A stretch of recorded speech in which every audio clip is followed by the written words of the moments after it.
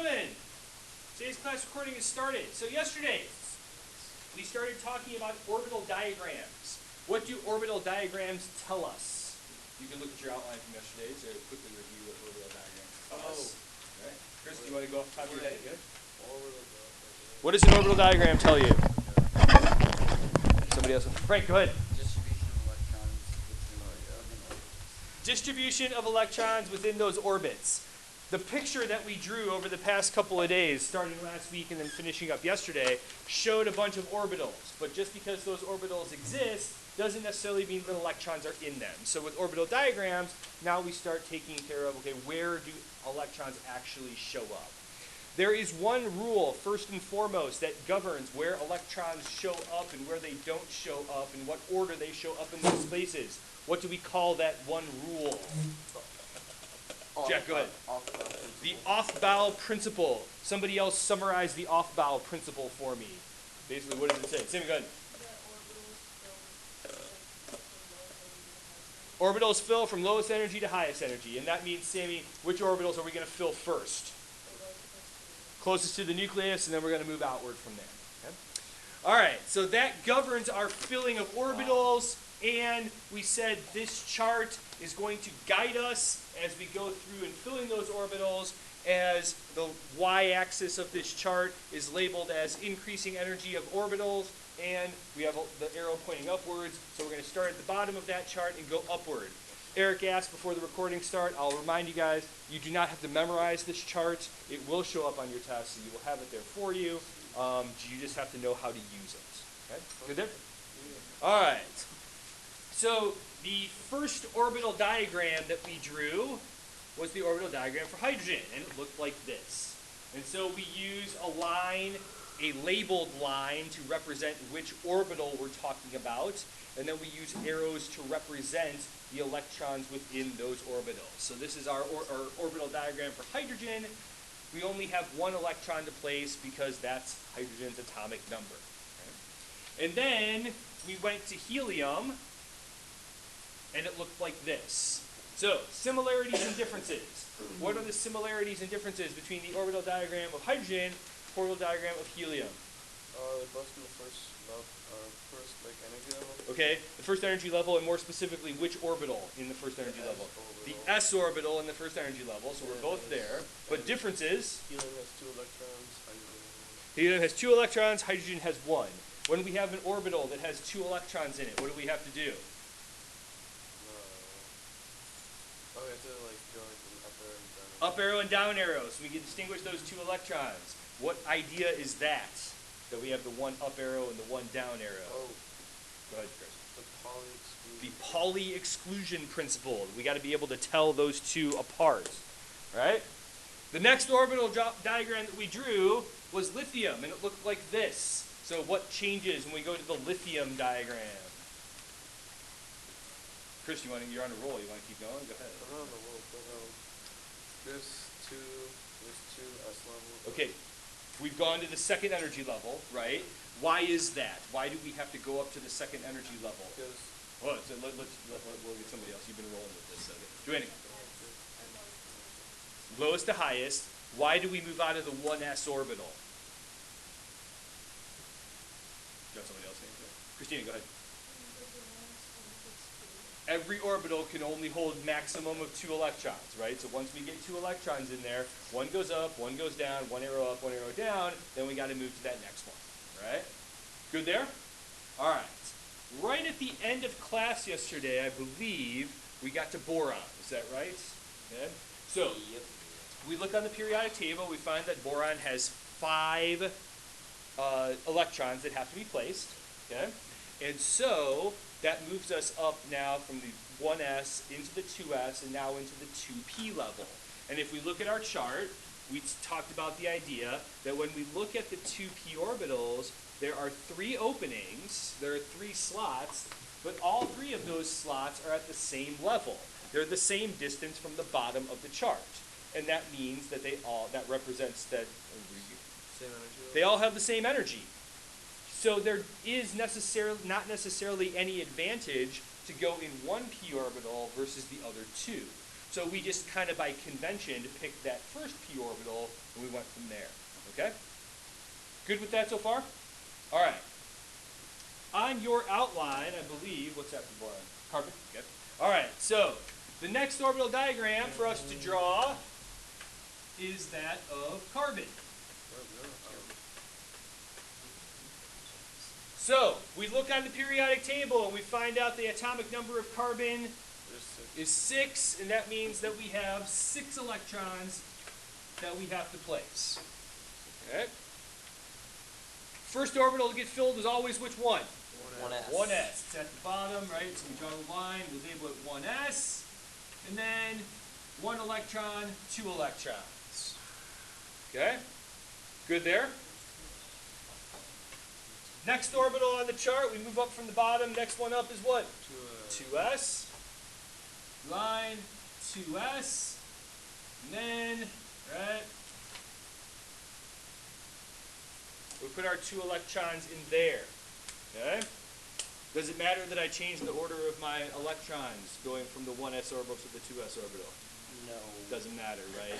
As long as those 2 arrows are different within the orbital, that's okay. All right. We still have how many electrons that we have left to place? 2 electrons we have left to place, right? So we go up. Next orbitals that we run into are 2p. On your chart, we find out how many p orbitals are there. 3. There's 3 of them, right? So 1, 2, 3. We label them all as 2p, 2p, and 2p. All right, so here's the next rule, the third rule that governs how electrons get filled. Okay? We have 2 electrons to fill, and we know that each orbital can hold 2 electrons. But, Chris, what did you tell us about these 3 p orbitals that we've drawn up there? The same energy level. So there's no advantage to being in one or the other. 2s is always going to fill up before 2p because 2s is lower energy. But these 3 p orbitals are exactly the same energy. So there's no advantage one or the other. This is what happens. We go here, but then the 6th one is going to go here. Okay? Even though that first p orbital, the one on the far left, is not full,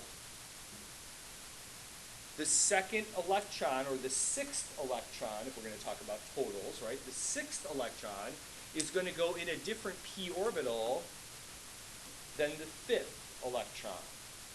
Okay? Very good. Yes. And here's why. Well, let's think about why, right? We said there are 2 factors that determine where these orbitals show up. What are the 2 sort of competing factors that determine where electrons go around the nucleus? How close they are to the nucleus, and how, let's go opposite, right, because it's the opposite thing, right? How far away they are from other electrons. Okay? In our drawing, we learned that these 2p orbitals all exist on different axes, right? One's on the x-axis, one's on the y-axis, and one's on the z-axis. Does that sound familiar, right? Okay. But from an energy standpoint, they're all exactly the same. One's on the x-axis, one's on the y, one's on the z. Neither one of those 3 is closer to the nucleus than the other 2. So there's no advantage to being in any one of those 3. But that's only one part of it. The other part we have to realize is how far away are we from all the other electrons. So even though this orbital is not full, this 6th electron isn't going to follow this 5th electron into the same orbital because then it's too close. Does that make sense? So we want to try and spread those electrons out as much as we can to keep them away from each other. And we refer to that idea as Hund's rule. Okay. All right, so for boron, we added the p sublevel. When we get to the sublevel, all the orbitals in that sublevel are drawn because they're all the same energy. But then for carbon, we introduce Hund's rule. So Hund's rule says electrons will not pair up within orbitals until each orbital within a sublevel contains at least one electron. We try to distribute those electrons as evenly as possible. Okay? Good with Hund's rule so far. All right. I'm going to have you guys draw another orbital diagram that isn't on your outline to illustrate the next step of Hund's rule. I should add it, but I keep forgetting to. So down at the bottom of the page, you'll see you have some space down there underneath that line. Let's draw an orbital diagram for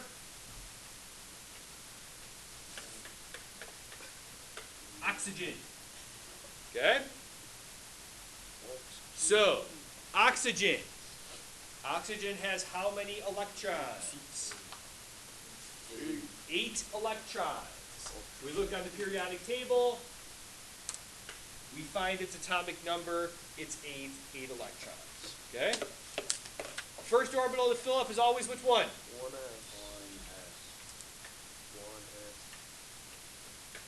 2 electrons. Next orbital to fill up? 2s. We still have how many electrons left to place? How many do we have left? 4. 4 more, right? So we move up the chart, right? We get to 2p. 2p, 2p, 2p. All right. Hund's rule tells us that we try to distribute electrons as evenly as possible. So electron number 5 is going to go here. Does it have to go there? No. Technically, it could go in any one of those 3, right? Where does electron number 6 go? The next one. The next one over. Or, The last one. does it have to go here? No. Could go here, just can't go here, right? So, we'll go electron number 6, and now electron number 7 is going to have to go where? The last one. In the far right. Okay, there's 8, so we're not done yet, right? The next energy level up is 3s. But we only move up to the next energy level if the previous energy level are full.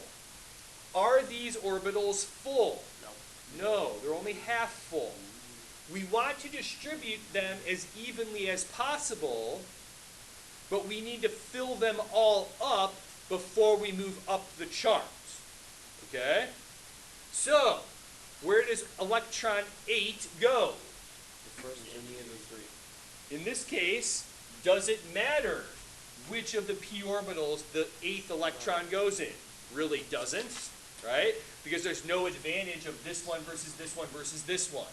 But we still have room in every single one of those orbitals.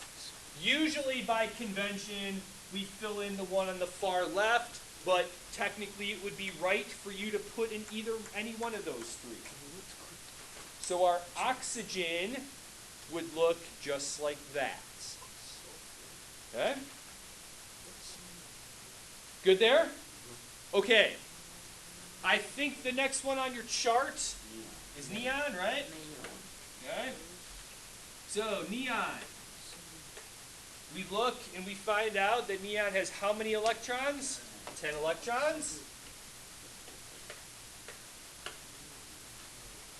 So we're going to start here, 1s. Then we're going to move up from 1s to 2s. Okay. After we filled up to 2s, now we go to 2p.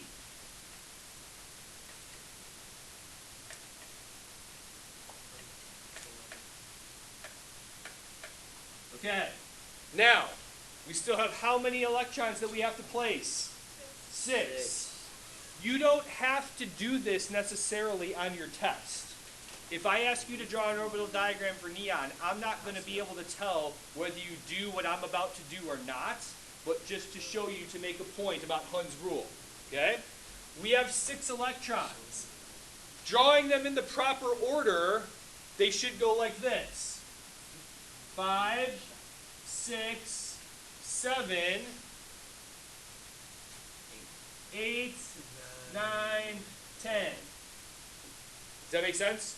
Okay. Now, if you in your head can make the connection like, hey, I got 10, all those P's are going to end up being full, and you just go up, down, up, down, up, down, up, down, right, and fill all 3 of them up, that's fine, right? I don't know what order you fill them in, but just to make a point about Hund's rule, right, we're going to fill up 1 in each of them first, then we'll start pairing them up. Okay? Good? All right. Top of the next page. Top of the next page, right? We get to sodium. So, sodium. We find sodium on the periodic table, and we see that its atomic number is 11, right? Sodium is one of those elements noble gases that has a symbol that doesn't necessarily match its name, right? Because it's a really old element. Has been discovered for a long time. So its symbol is based off of the old Latin name for sodium, which I don't know off the top of my head, but it is. Okay. All right, so 1s.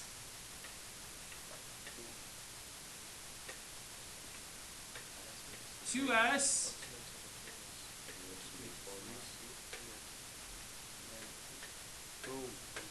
2p, 2p, 2p, 5, 6, 7, 8, 9, 10, right? But we know that we have to place 1 more electron, right? So we go to our chart. We have filled up 1s. We have filled up 2s. We have filled up 2p. So the next orbital that we run into is 3s. We don't treat it any differently, just a different label. Okay? And how many electrons are going to be in that s orbital? 1. Just 1. All right. So now, let's talk a little bit about doing these diagrams and the fact that as we said that the reason why we don't draw all the different orbitals and all the different shapes is because it gets really cumbersome and it's kind of confusing, and especially if we get to atoms that start having a high number of electrons. So here we are with sodium. It's only 11 electrons, but this orbital diagram is already starting to get a little bit long. Okay? So we can use certain notation to shrink it down a little bit. If we look at this portion of sodium's orbital diagram, we will see that it exactly matches the orbital diagram for neon. Okay? And so we can shorten up the orbital diagram for sodium by making use of the fact that this part of sodium's electron or orbital diagram is the same as neon's. And so what we do with this is we'll use square brackets and put the symbol of that element in the square brackets and then pick it up from there. So neon takes care of the 1s orbital, the 2s orbital, and all of the 2p orbitals. So picking it up from there, we can just add the next orbital in line, which is 3s, and put our 1 electron there. Julia, go ahead. Should you always do that, or does it matter? Okay, so should you? Not necessarily. Okay. Now here's the rule, though. Okay, and this is like so you can't. We only do that with elements that show up in the far right-hand column of the periodic table. Okay. So here, let me pull this up because I can do that. Let's go here. Let's see if I can remember how to get this, because I always forget how to get it. It's weird. That was really weird. I just want you to know. Did you hear him? I didn't hear him, but just the fact that he leaned over to you like that. Do you want to know what he said? No, don't. Okay. I just don't. Not even a little bit. No, that's not it. I'm gonna remember how to do this. No, no, no, no, no. Down for the door. How many can you just hold on to it for now? I'm not sure. Crud. Got your juice box, please?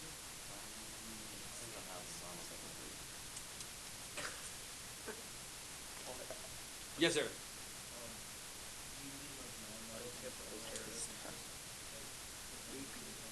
Hold on 1 second. Let me pull up periodic table and then we'll discuss. Please stop. Yeah, stop touching me. Yes. You Oh too. my- I didn't even touch you. Yeah, you have before.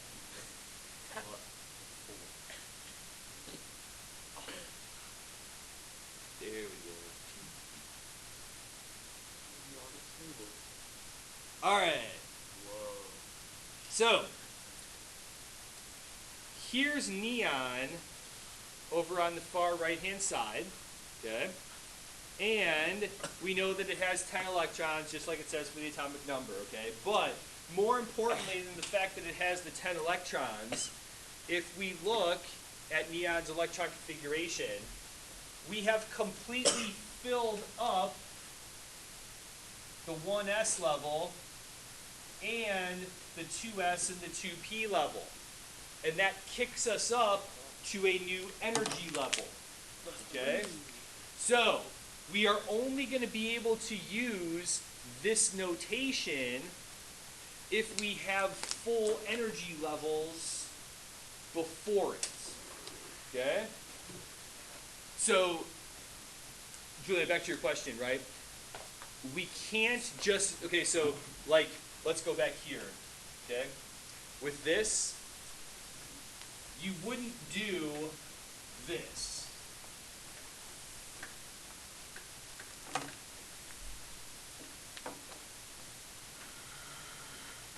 Okay? Like, do you understand why I did that? Okay? This, no, this is N. Right? Okay? Right? We only use that notation with the elements that have full levels before we kick it up to the next level. And that's why we refer to this as noble gas configuration, because these elements in this last column here on the right are our noble gases, and we'll learn about those when we learn about the periodic table, right? But the reason why we do that is that those all have full levels, and then we're going to kick it up to the next level, okay? It's a shorthand way of representing things that get very, very long, all right? So especially, we'll jump to it now because it's a little bit later on, right? Here is potassium, okay? Potassium has 19 electrons because its atomic number is 19. Is that, you okay with that? Okay. Here, with this, argon is 18. So, well, let's actually draw it so you actually see where we're going with it. Okay. So, let's go here. Okay. Yes, Jack. So like, well, you might explain it right here. Okay. All right. So, Julia, to make the point we were just discussing, right? So there's argon. Argon has 18 electrons. Okay. To do its orbital diagram, you'd end up here.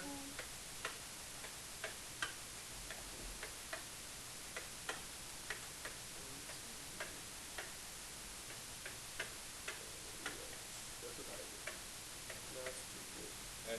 I'm starting to cheat because we're getting long ones. And, Cheating. So here, right? 1, 2, 3, 4, 5, 6, 7, 8, 9, 10, 11, 12, 13, 14, 15, 16, 17, 18. Okay? So there's argon. Now, even for argon, right? That's still what neon looked like, right? So we could even shorten argon up to look like this.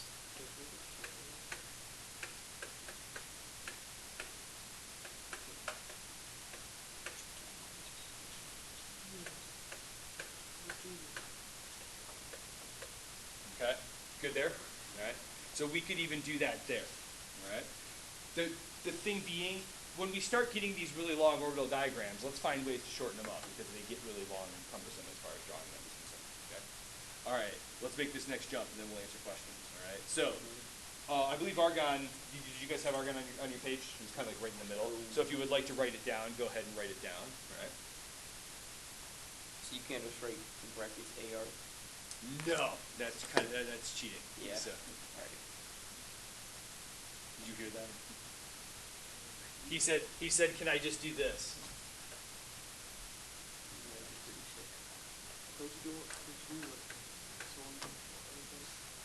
Couldn't you use sulfur? That was his question. Like, so. What? Could you use sulfur and then do 1, 3? No. Sulfur. Okay. So here, first, this is not allowed. Okay. So Chris, it's actually a good point, right? Chris said, can I do this?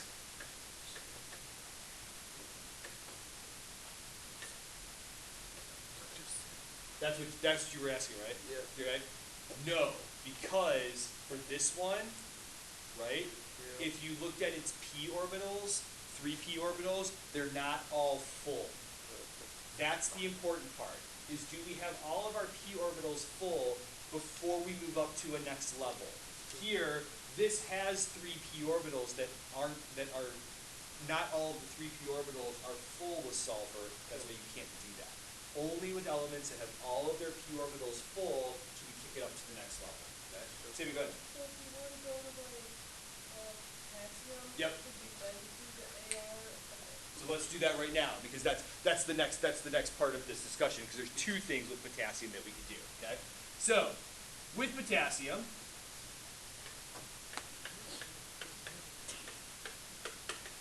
All right. Sammy, we know that potassium has 19 electrons, right? It's the next one on the periodic table, even though it's all the way over to the other side. Okay? Going back to argon, using a different highlighter color.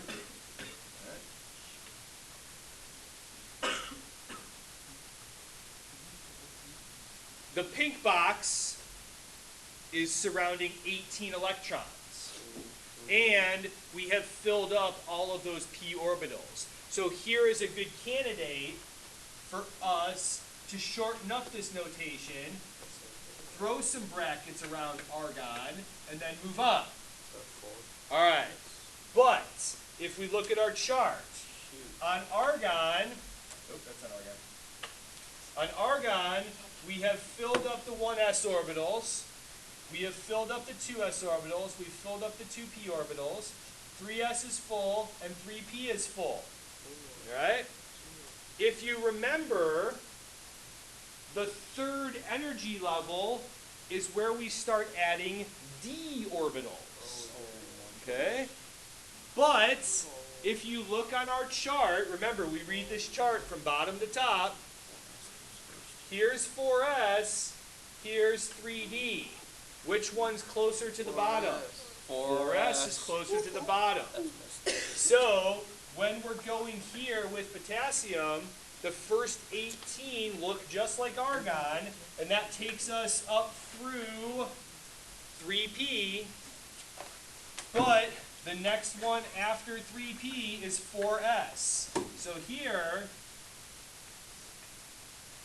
even though there are some 3d orbitals, that's not where those electrons go.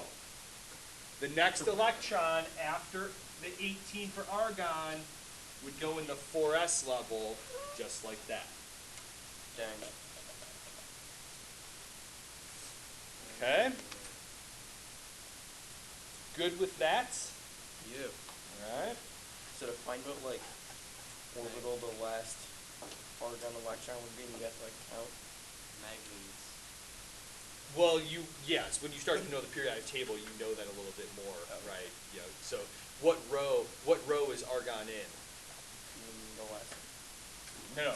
That's the last column it's in, right? That's what I meant. What's the row that argon is in? 3. 3. And that means that the 3p orbitals are all full. Okay? Does that make sense? Oh, yeah. All right. Let's take a look next at manganese. So there's manganese, all right? Manganese has atomic number of 25. Eric, go ahead. Absolutely. So, manganese has an atomic number of 25. Okay? So, with that being said, let me do this first.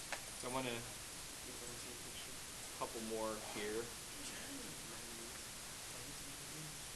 All right. Now, something to keep in mind. Manganese is different from magnesium. So make sure you keep those two straight, okay? Manganese and magnesium are different. Manganese is Mn, and we just looked up and it has 25 electrons, okay? All right, to make our lives easier and to make it shorter, what can we start this electron configuration with? Argon. We can start this electron configuration with argon because the first 18 look exactly the same. So let's do that to make it shorter, okay? And we know that argon, with its 18 electrons, takes care of those orbitals, the ones I checked down at the bottom, right? All right, we just discussed, after we fill up the 3p, we get to 4s. We know that that 4s orbital can hold how many electrons? 2. And so now our running total is up to 20, right? But we still have 5 more electrons to place. We have filled up the 4s orbital now. So we go back to our chart. We go up the chart, right? What's the next one closest to the bottom? 3d. Now, maybe you remember from before, or maybe you just use the chart, how many 3d orbitals are there? 5. There are 5, right? Maybe you remember from our last outline, or maybe you just look on the chart and see next to 3d how many little lines are drawn there. 4, Right here. 5. There are 5 lines drawn right here, okay? Because they are all the same height from the bottom, Chris, what is that telling you about them? Same energy level. Same energy level, right? So, we draw all of them. 1, 2, 3, 4, 5. And we label all of them as 3d. Okay? We have 5 orbitals, all of the same energy. When we have orbitals that have the same energy, Hund's rule takes over. What does Hund's rule tell us about how those orbitals fill, Eric? Got to distribute them evenly, right? So, from what we have on the board right now, argon takes care of the first 18 electrons. Here's 19 and 20. That means we still have how many left to place? 5. Where are they going to go? One in in each. All right? 1 in 80. So we got to spread them out nice and even before we start doubling them up. That makes sense. Frank was starting the whole thing. That's okay. Why is that labeled AI? That's, so, Frank, going back here, right? On your periodic table, right? Manganese is in this row right here. We know, we kind of discussed the idea that these elements on the far right, the ones in the brown, have full P levels. And so that's going to kick us up to the next energy level. So to shorthand way, right, we're going to use argon to represent the first 18 electrons. Then we'll pick it up from there, right? Frank, the way you've drawn it is perfectly fine. That's a perfectly valid representation of manganese. It just takes a little bit longer, okay? This is just a shorthand way of representing really long electron configurations, okay? All right, how's that? We okay with that so far? Yeah. Okay. We'll call it a day there. Tomorrow, we will talk about electron configurations, which are actually even a shorter hand way of doing these orbital diagrams. Okay, so we'll get a little bit shorter and a little bit smaller tomorrow. Okay? Oh. Good job today, everybody. Good job. Is it the green thing or like the plastic?